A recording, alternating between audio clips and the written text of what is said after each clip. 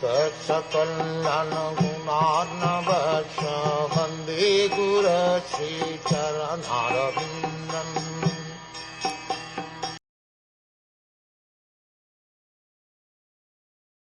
At the end of Brahmā's 100 years, when his meditation was complete, he developed the required knowledge, and as a result he could see in his head the Supreme within himself, whom he could not see before with the greatest endeavor.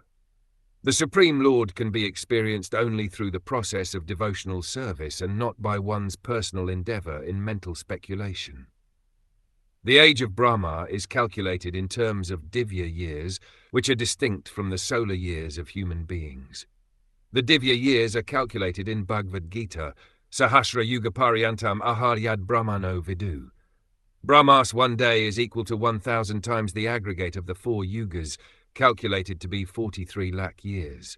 On that basis, Brahmā meditated for 100 years before he could understand the supreme cause of all causes, and then he wrote the Brahma Samhita, which is approved and recognized by Lord Chaitanya, and in which he sings, Govindam Adi Purusham Tamaham Bhajami.